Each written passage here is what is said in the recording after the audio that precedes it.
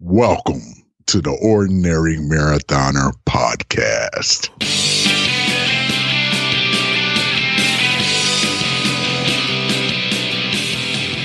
Hello and welcome to the Ordinary Marathoner podcast. My name is Coach Scott. I'll be your host today. It is Monday, November 18th. A little more than halfway through the month of November. Had a really great week on the podcast. A lot of you guys and Team Ordinary really getting it done. Yesterday, I did a podcast with Allison Knott, and that will be coming out tomorrow. She is the official dietitian of Team Ordinary. She posts a lot on her Facebook discussion group. You can go on over there and check out the discussion group. Anyway, she had made a post the other day, and we got like 60, 65 comments, something like that. So I said, hey, it's about time, we get this podcast done. And she's like, yeah, she agreed. So we sat down and we talked for about an hour. Got a lot of good information there. Talked about a lot of different things. We mentioned the Facebook discussion post and tried to get to as many of the topics there as possible. I think we probably could have talked for another hour. It's funny, like I never know. One of the things when you're a podcast host is you never know the guests that you're going to get and how they respond when they're being recorded, right? So I made a list of about 5 or 6 questions, and what I mean by that is when I made the list of questions, I never know, like, am I going to ask the question and she's just going to give me like a multiple choice answer and give me the right answer and move on?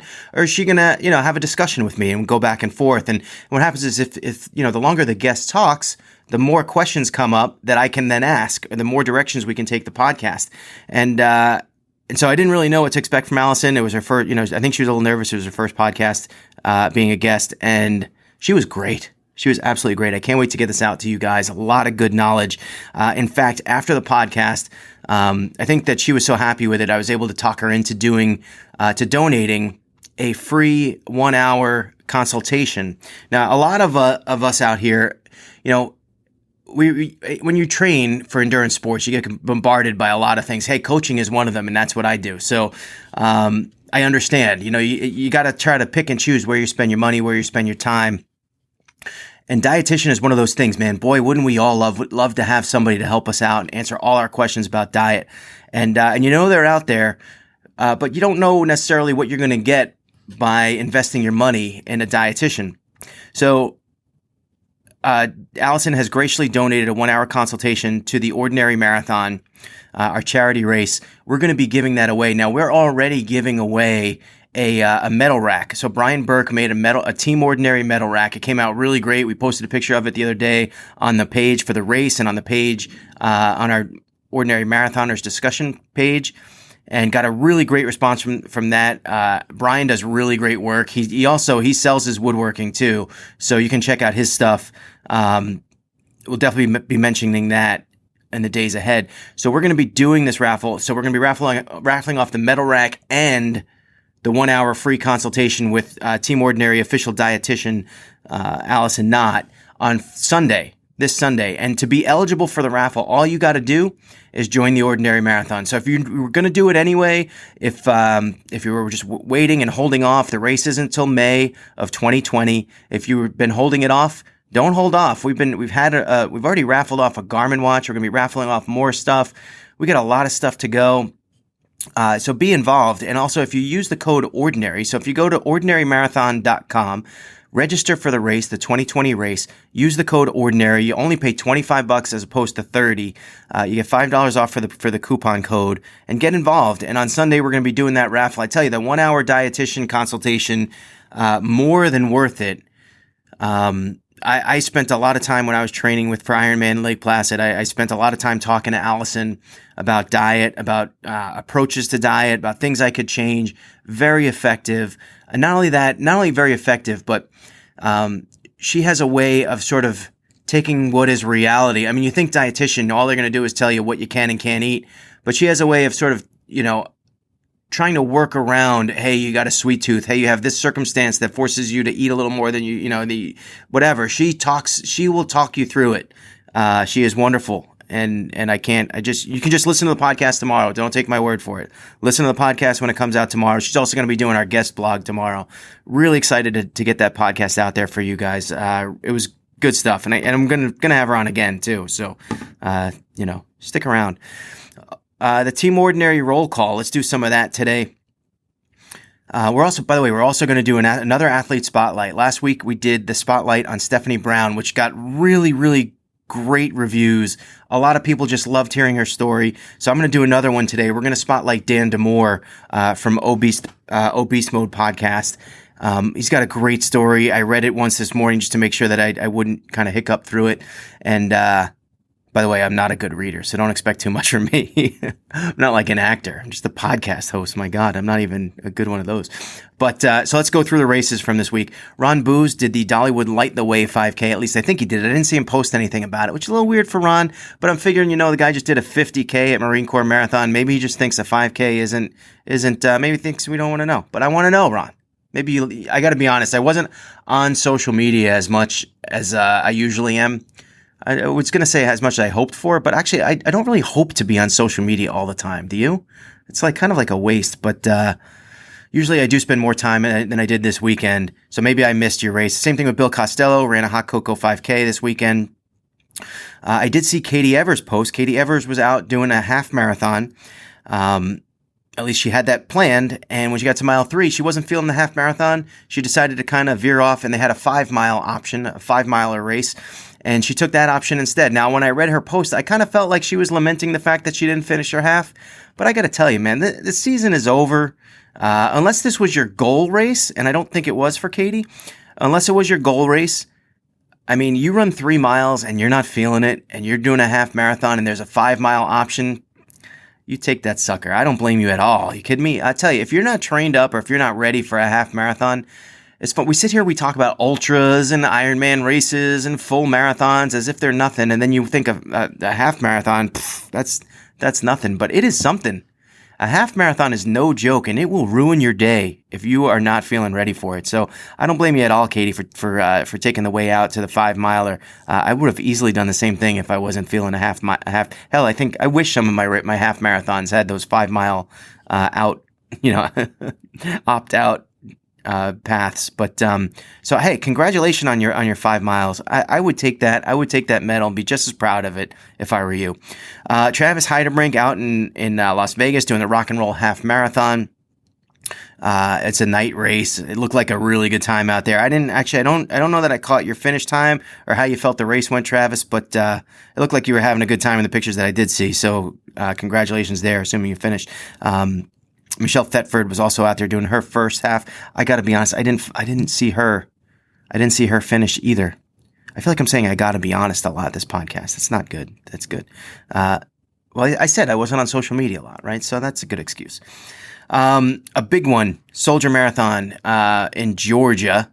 Columbus, Georgia? Is that a thing? Columbus, Georgia. Gary Talamini, one of my favorite. I got to tell you, Gary supports this podcast, supports Team Ordinary all the time. It's great. It's great seeing him out there running. Now he finished the Soldier Marathon. I don't know what his finish time was. I did see so he had a video of him finishing and the clock said like 4:41. I know he was shooting for like 4.5. So, and I think his comment was that the race was humbling. So I hope it wasn't too bad for you. It looks like he got through in pretty good time. If it said 4:41, that's like the gun time, right? So you had to be within that. It looks like you had a pretty good race, maybe just a little bit painful or something like that. Looking forward to hearing your comments. I know you're said something about talking about the race later on. I look forward to hearing your experience about that race, Gary. But I think anytime you finish a full marathon, something to be proud of. We're certainly proud of you, and thanks for supporting the team. Way to get out there and get it done. Enjoy that medal. You earned it. You definitely earned it. And the last but not least, Jacob Polzin was in Durham, North Carolina, doing the Durham Trail Marathon, which I did ask him, and it is a full marathon, a trail marathon with a lot of elevation. He got that done. Not only did he get it done, but he was planning on joining us for a Zwift ride on our bikes, our cycling app, which is Zwift. He was supposed to join us on the ride after his marathon. I really thought he was going to do it, which would have been just absolutely insane. And right up to the end, he chose otherwise, which I can't blame him at all. I don't think I would have been able to do that myself, finish a full trail marathon, and then, let's just do a Zwift ride with everybody. But congratulations, Jacob, on finishing that. We're going to talk a little bit more about Zwift in a little bit. Right now, what I want to talk about, and kind of like the focus, I think, today, because this is a good story, man. I read through this thing. This is an excellent story. It is Dan Demore, a Team Ordinary athlete. And remember, as you read this, remember, Team Ordinary, you can go to teamordinary.com. If you're not part of the team, you can sign up. You get a hat like this. This hat's awesome. Even though Ellie has been eating the brim, she's killing me. Every time she steals my hat, she's got it in her mouth, and she turns 1 on Friday. That's got to stop. Eating my hat. My hat's deteriorating. It's approaching that, it's approaching its life limit very quickly. But luckily, I still have a box. Anyway, you get a hat, you get a shirt, you get a bag, and a sticker for the car if you want it, or for wherever. You can sticks on anything. But it's good stuff. You join the team. You can submit your athlete profile. If you submit a profile and it looks like you spent some time on it, it looks like, it's a story that we all want to hear, I will read it here on the podcast. And if you want your story read and you've already submitted it, let me know. I will read it. I will read it on the podcast. Other than that, I'm just kind of picking some of my favorites and then just reading it without your permission. Actually, that's not true. I did get Dan's permission. Dan Demore. Okay, here we go. Now, listen, I want to warn you that Dan writes in a Southern accent. A Southern accent that I do not have, so I will do my best to represent Dan's voice here as we go. I'm not doing an impression. I'm just doing my voice in Dan's writing. Here we go. Okay, here we go. How did I get started running? Great question. Gotta get a fresh cup of coffee. This may take a while to read. I ramble sometimes. Okay, all the time. Good luck. How did I get started running? So, my brother left his gas pump unattended. Ran into the ice house, that's gas station for y'all. See what I mean, Southern? Came out, and the pump was still pumping gas, but instead of in his tank, it was all over the side of his truck and dumping on the ground. He ran to go stop it, and he slipped and he fell in the gas. Dislocated his leg at the knee. No one heard him scream. He couldn't do anything except lay in the growing puddle of fuel. That's like a nightmare. Oh my God. This is a bad movie ending. Eventually, he popped his knee back into the socket and was able to get the fuel pump stopped. His knee swelled up like a melon. He ended up going to the doc and they said surgery. Surgery time. I knew he wouldn't be able to drive home, so I volunteered my services. I picked him up and off we went. When we got to the hospital, the normal check-in routine happened. Height, weight, etc. Well, he actually says whelp, W-E-L-P. I love that. I love Dan.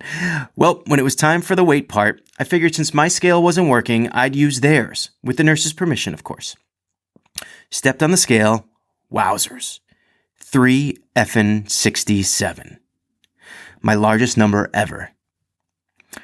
Turns out my digital scale at home stopped at 350. Who knew? Anyway, felt like a POS. Not going to use the curse words on the podcast if I can. But he actually wrote POS. Here, my little bro is going to have surgery, and I could only think about 367. So the surgery went great. Off to his house for a couple days of ice duty and under-knee pillow puffery. Chet, my brother, was always a podcast listener, mostly sports and self-help listening. After day 1, he said, "Wouldn't it be cool if we ran a half marathon together in a year?" I was like, yeah, your knee is jacked up and I'm 367. How are we going to accomplish this?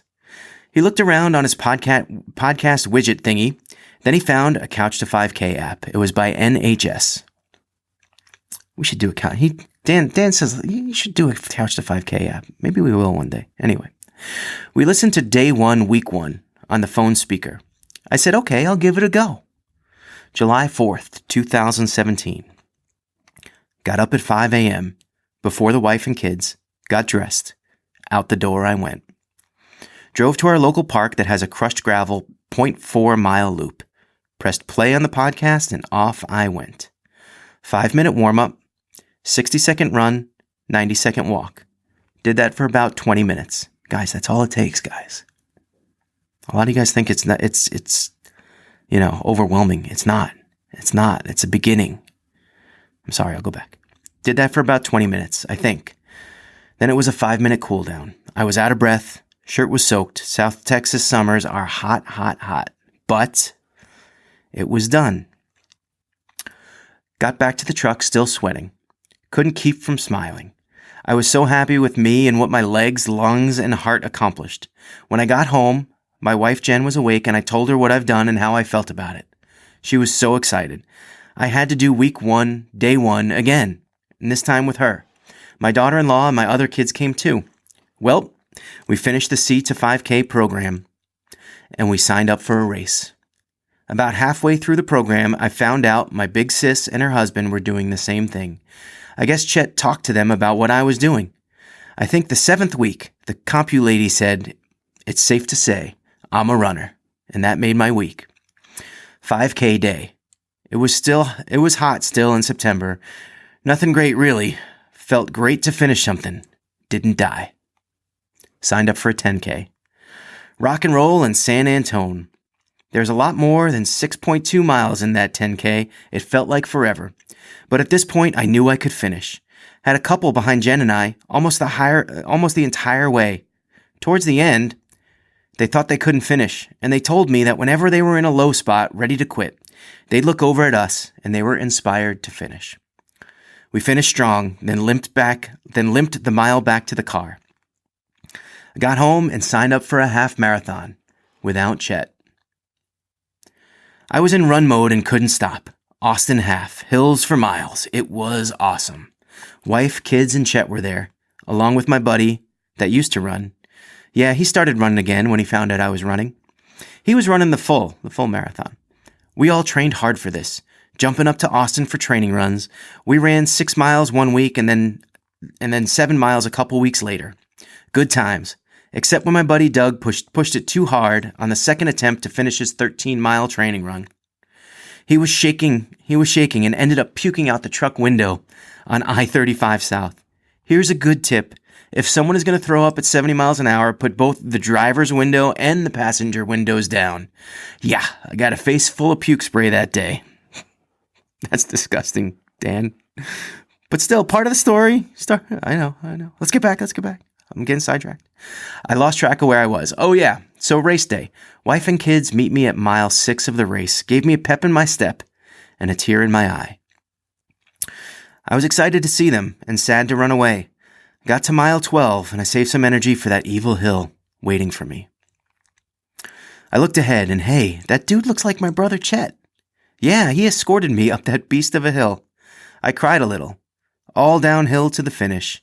I finished and got a buckle for a half. It's awesome.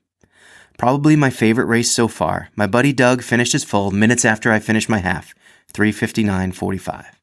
Chet ended up recovering from his surgery, completed the same Couch to 5K podcast, and we ran Salt Lake City half together, along with my buddy Doug. My favorite moment, running the Salt Lake City half, I was about to get to mile 12. I've passed a lot of law enforcement by now, and I knew I was slow. I didn't think I was anywhere near being swept off the course, though, but here comes a motorcycle cop.